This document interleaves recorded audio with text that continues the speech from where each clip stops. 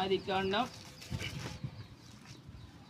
21వ అధ్యాయం మొదటి వచనాన్ని చదువుకుందాం. యెహోవా తాను చెప్పిన ప్రకారము శారాను దర్శించెను. యెహోవా తానిచ్చిన మాట చొప్పున శారాను గూర్చి చేసెను. ఎట్లనగా దేవుడు అబ్రహాముతో చెప్పిన నిర్ణయ కాలములో శారా గర్భవతి అయి అతని ముసలితనమందు అతనికి కుమారుని కనెను. అప్పుడు అబ్రహాము తనకు పుట్టినవాడును తనకు శారా కనినవాడునైన తన కుమారునికి ఇస్సాకు అని పేరు పెట్టెను. మన దేవుడైన యెహోవా అబ్రహాము విషయంలో కొన్ని విషయాలు మనకు తెలియజేస్తున్నారు. దేవుడు ఏం చేశాడట? తాను చెప్పిన ప్రకారముగా శారాను దేవుడు ఏం చేశాడు? దర్శించాడు. దేవునికి స్తోత్రం. శారాను దేవుడు ఏం చేశాడట? దర్శించాడు. శారాను దేవుణ్ణి దర్శించి తానిచ్చిన మాట చొప్పున శారాకు చేశాడట. దేవుడు ఏం మాట ఇచ్చాడు? నీ సంతానముని నేను ఆశీర్వదిస్తాను అని చెప్పాడు. చెప్పిన తర్వాత కొన్ని సంవత్సరాలు గతించిన సంతానము లేకపోయినప్పటికీ అబ్రహాము శారాలు ఇద్దరు కూడా నిరీక్షణ కలిగి దేవుని వైపు చూస్తున్న టైంలో దేవుడు ప్రత్యక్షమై ఏ మాట అయితే సెలవిచ్చాడో అదే మాటని తన కాల నిర్ణయాన్ని బట్టి దేవుడు ఏం చేశాడట? జరిగించాడు. తన కాలమును బట్టి దేవుడు దర్శించాడట. తాను చెప్పిన మాట ప్రకారముగానే దేవుడు శారా జీవితంలో చేశాడు అని లేఖనములో తెలియచేయబడుచు ఉన్నవి.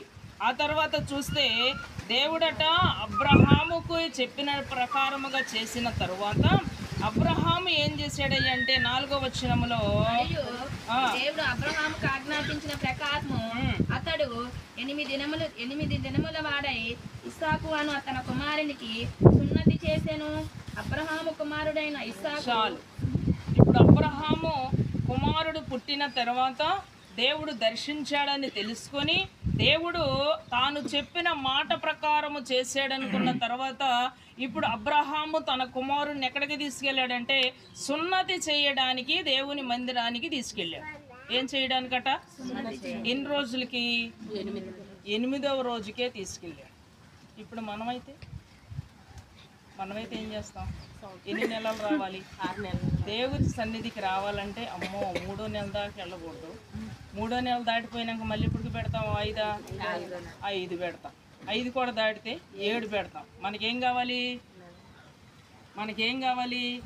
నెలలను బట్టి, పద్ధతులను బట్టి, ఈ లోక ఆచారాలను బట్టి దేవుని మందిరంలోనికి తీసుకెళ్ళడానికి మనం ఏం చేస్తాం? గడువు పెడతాం.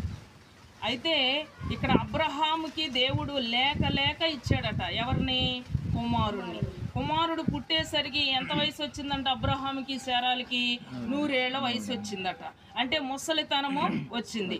దేవుడు ఆజ్ఞాపించినట్టుగా, మాట ఇచ్చినట్టుగానే దేవుడు బిడ్డల్ని ఇచ్చాడు. లేక నా కొడుకు పుట్టాడు కాబట్టి ఈ కొడుకుని ఏం చేయాలి? కొన్నాళ్ళు ఇంట్లో దాయాలి. ఎవరికి కాపాడకుండా. ఏమో ఏ తగులుద్దో బయటికి తీసుకెళ్తే ఏదో ఒకటి మనకు చెప్తా ఉంటారు. అమ్మో జాగ్రత్తగా కాపాడుకోవాలి, అక్కడే కొడుకు కాబట్టి. కానీ వీరు ఏం చేశారంటే ఎక్కడికి తీసుకెళ్ళకపోయినా అబ్రహాము 8వ రోజున ఎక్కడికి తీసుకెళ్ళాడట?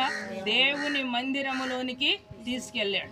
లోకాసువార్త 2వ అధ్యాయం 21వ వచనములో కూడా ప్రభువైన యేసుక్రీస్తు వారు భూలోకమందు జన్మించినప్పుడు కూడా ఏం చేశారంటే మరియా యోసేపులు యేసయ్యను దేవాలయములోనికి 8వ రోజునే తీసుకెళ్లారట. దేవునికి స్తోత్రం.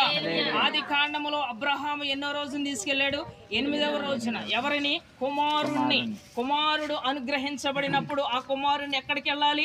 దేవాలయములోనికి వెళ్ళాలి, సున్నతి చేయబడాలి అని ఇస్సాకుని కూడా అలాగే అబ్రహాము తీసుకెళ్ళాడు.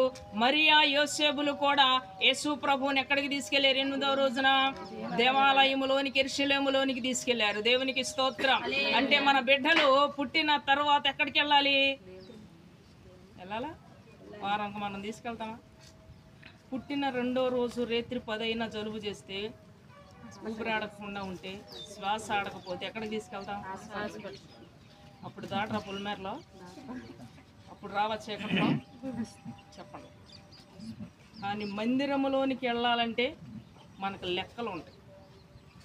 దేవుని బిడ్డలారా, దేవుడు దర్శించి దేవుడు తనకి బిడ్డలను ఇచ్చిన తరువాత మొదటికి ఎక్కడికి వెళ్ళాలి? బిడ్డలు మందిరములోనికి వెళ్ళాలి. దేవునికి స్తోత్రం. హల్లెలూయా. ఆగున దేవుని మందిరములోనికి వెళ్ళిన ఇస్సాకు ఆశీర్వదించబడ్డారంటారా? ఆగిపోయాడా? ఏమన్నా జబ్బులు ఏమన్నా ఏమేమో లేనిపోని అని వచ్చేసినాయి అంటారా? నేను చెప్తే విన్నావా? ఆ టైంలో గుడికి వెళ్ళొద్దంటే ఆగేవా అంటారు మనవాళ్ళు ఏదన్నా అయితే.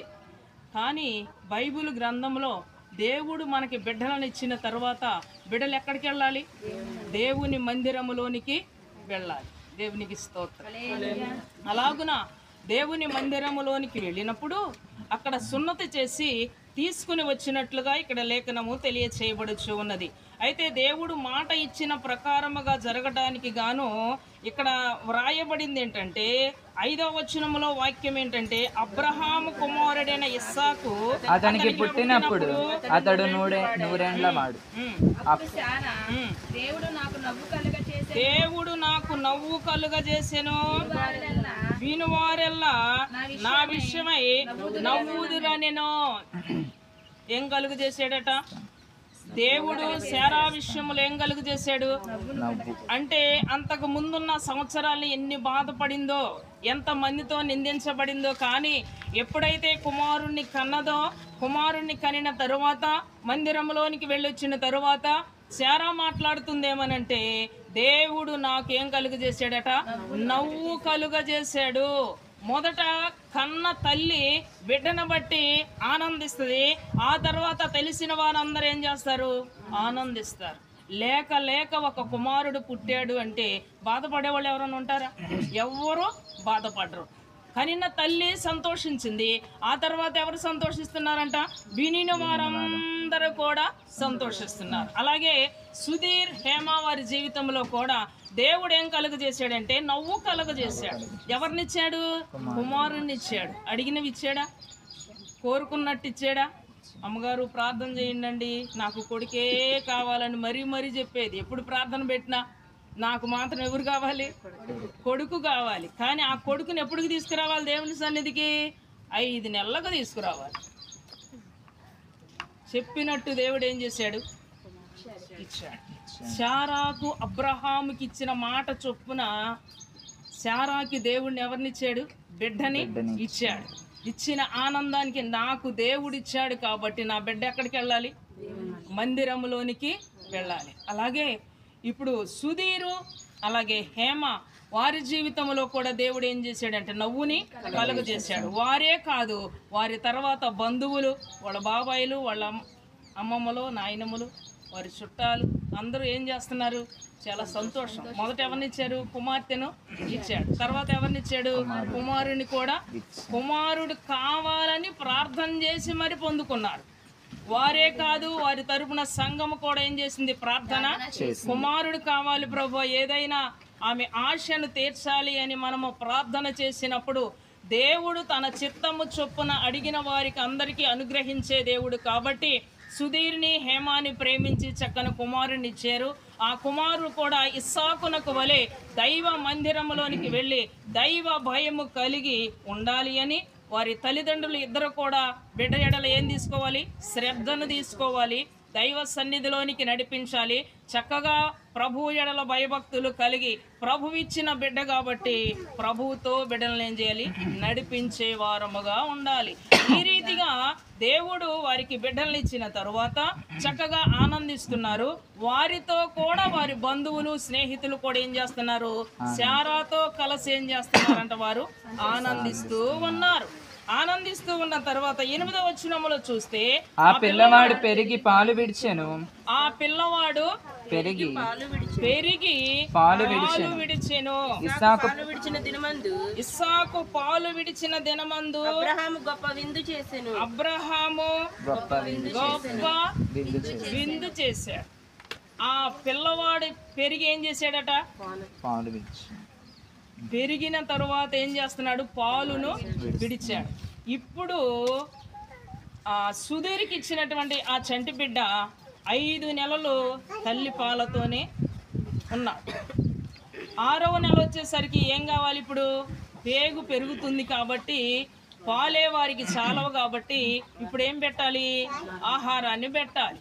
ఆహారాన్ని పెట్టడానికి ఇప్పుడు వాళ్ళు ఏం చేస్తున్నారు? విందు చేశారా? వాళ్ళందరికీ చేశారా?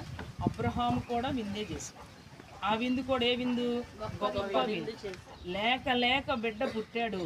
దేవుడిచ్చిన వాగ్దాన ప్రకారముగా దేవుడు బిడ్డనిచ్చాడు కాబట్టి వాడు పెరిగిన తర్వాత ఆహారం తినే వయసులో అందరికీ చెప్పుకొని ఆ బిడ్డకు కూడా ఏం చేశారంటే వాళ్ళు విందును చేశారు, గొప్ప విందును చేశాడు. ఈరోజు సుధీర్ కూడా తన కుమారుని బట్టి బంధువులకు చెప్పాడు, సంఘానికి చెప్పాడు, విందును కూడా చేశాడు.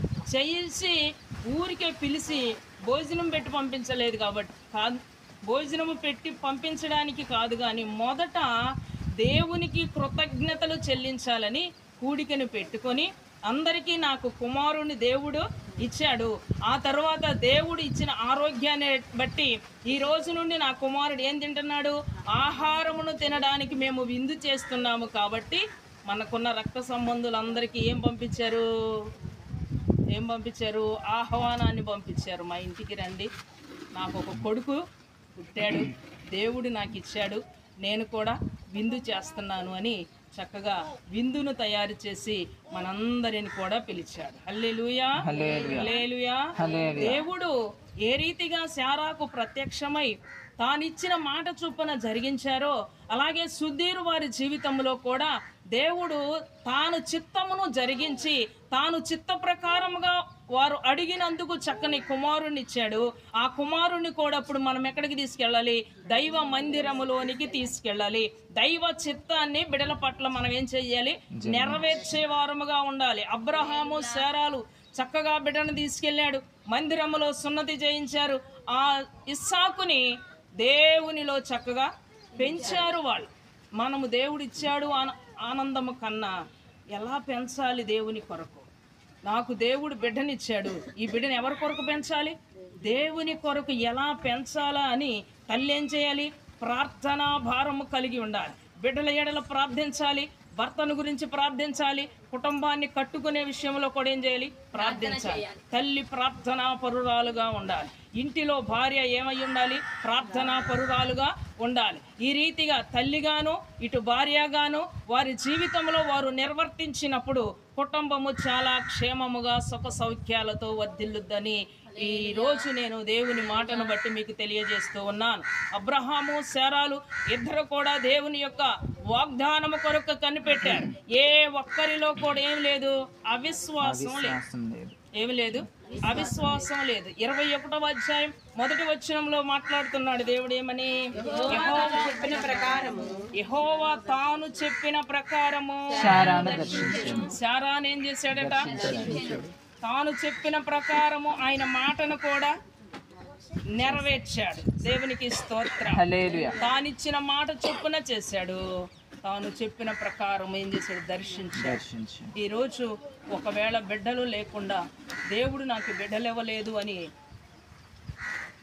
నిరుత్సాహపడకుండా ఏం చేయాలంటే మనం నిరీక్షణ కలిగి దేవుడు నన్ను ఎప్పుడు దర్శిస్తాడా అని ఇప్పుడు మనం ఏం చేయాలి? ఎదురు చూడాలి. ఎదురు చూడాలా వద్దా? శారా ఎదురు చూసిందండి, చాలా సంవత్సరాలు ఎదురు చూసింది. చాలా సంవత్సరాలు దేవుడు మాట ఇచ్చినాక బిడ్డలు లేకపోయినప్పటికీ కూడా నా దేవుడు మాట ఇచ్చిన దేవుడు మాట తప్పిపోయేవాడు కాదు, తానిచ్చిన మాట ప్రకారముగా నాకు చేస్తాడు అని ఎదురు చూచింది. అలాగే దేవుడు తానిచ్చిన మాట ప్రకారంగానే బిడ్డనిచ్చాడు, ఆశీర్వదించాడు, సంతానాన్ని ఏం చేశాడు? అభివృద్ధి పరిచాడు. అలాగే దేవుడు దర్శించేంత వరకు, దేవుడు నీకు ఇచ్చిన మాటను నెరవేర్చేంత వరకు మనం ఏం చేయాలి? ఇప్పుడు 1 నెల 2 నెలలు కాదు, ఆయన ఎప్పుడు తన చిత్త ప్రకారంగా మనకు చేస్తాడో అప్పటి వరకు ఇప్పుడు మనం ఏం చేయాలి? వేచి నిరీక్షణ కలిగి ఉండాలి కదా.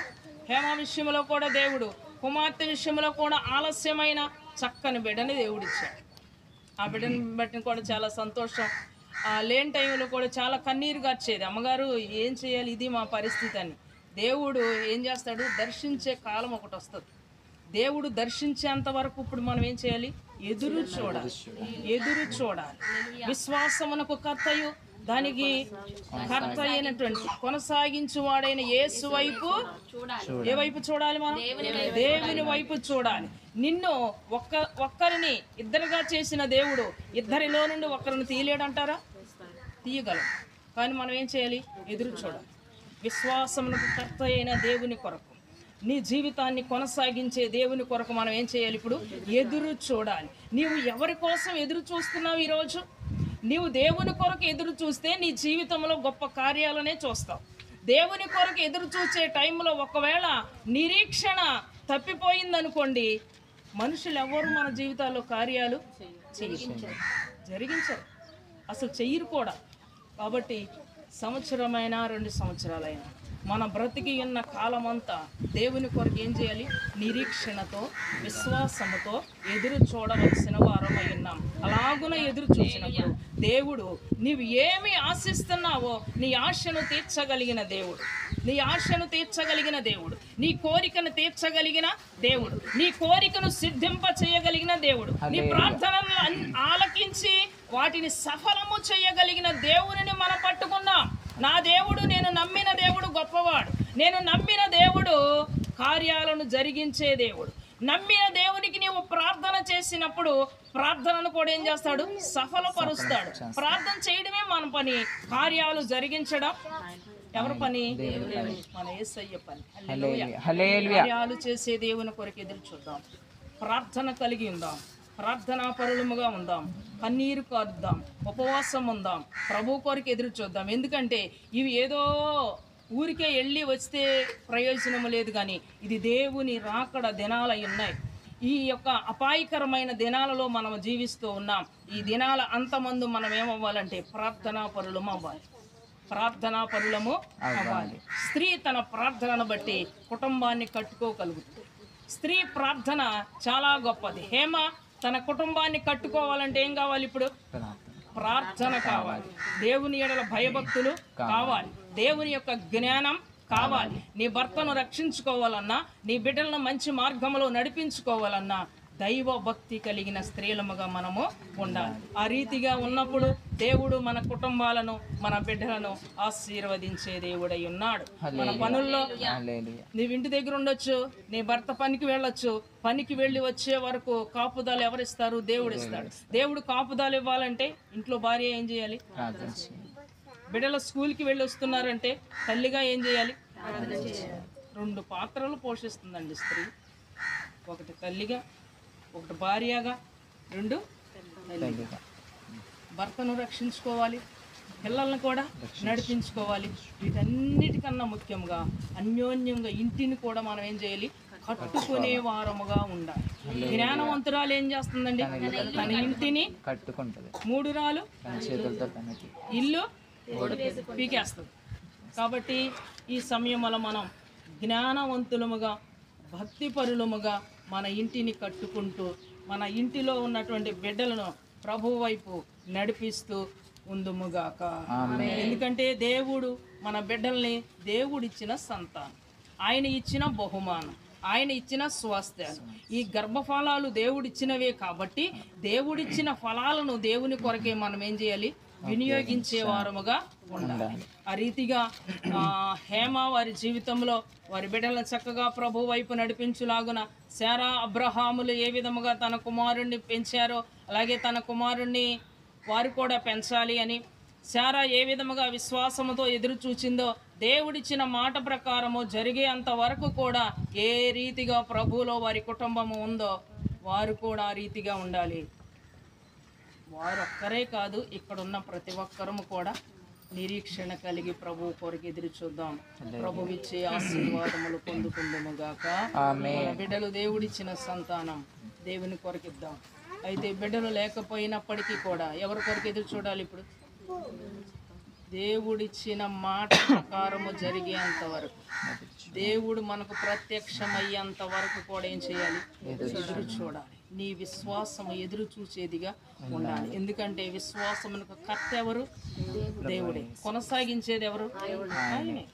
కాబట్టి ఆయన వైపే చూద్దాం, ఆయనతోనే ఉందాం, ఆయనలోనే మన జీవితాలను స్థిరపరచుకుందాము గాక. ప్రార్థన చేసుకుందాం. పిల్లలకి అన్ని రెడీ చేశారమ్మా?